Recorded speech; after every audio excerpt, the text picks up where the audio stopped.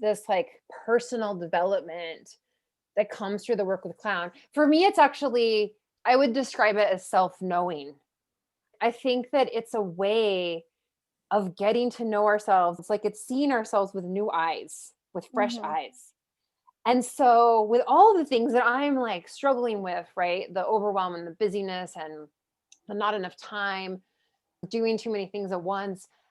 Again, it goes back to this thing that I talked about earlier around the default or the ruts that we get into. So it's like my way of thinking is this, and I am this, and I am like this, and it just gets deeper and deeper. This rut in the way that I think about myself or the way that I see myself. And there's something about the work with the clown that lifts me out of that rut, and I can see myself through my clown's eyes, or I can even experience me, Aerin, non-clown, as a clown and laugh at myself. Like, I think that's what happened yesterday when we were doing it was like so awesome, to be like, wow, this is really how it is, to be able to see it with humor and have someone else there laughing at you. Like, it's so, again, I think it's a way of like, like we release ourselves from the burden of like having to fix it, because the clown doesn't give a fuck about fixing stuff, does not give a two shits,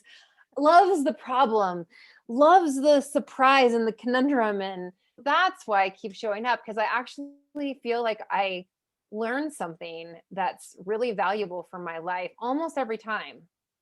And then also just to be able to spend an hour, hour and a half, like not as Aerin, regular Aerin, and sometimes be able to come in as the clown is also like very refreshing and, I don't know, relaxing, and sort of just like loosens everything up.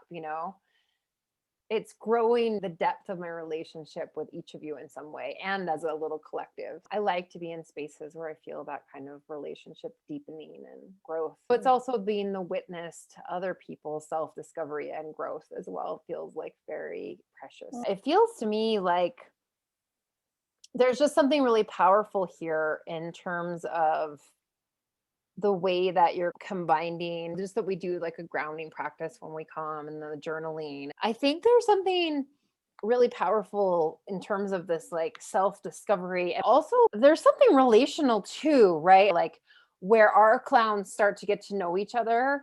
And then it's like, oh, I can see how I relate to people through my clown too. So that feels important too, right? It's not just the personal development, right? Yep. It feels like the other thing that's possible is like some group work and developing a community of people who are clowning and getting to know their clown in different ways as a way of understanding relational dynamics, right? And if we were to work with the clown in an organizational context, again, it's like that lightening of the weight of like, I'm the boss. And so now I have to be like this. And I feel like doing that kind of work in organizational or in company settings where maybe there's tension, maybe there's not, maybe there's just a need to like deepen the teamwork. Working with your clowns over time in a small organization, I think would be like the coolest thing, right? Like, I just feel like it would just take away all the pressure of having to have the mask on, right? And another thing that I said, this insight to me that like the nose, because you had said something about the nose is the smallest mask, but it's what I realized that day is that like the nose representing the clown is actually a mask that lets people see you and that lets you see you. It's not about covering anything. It's about a window that you open for others to see and also for you to see. And that's powerful. Yeah. Yay! I guess I miss your nose.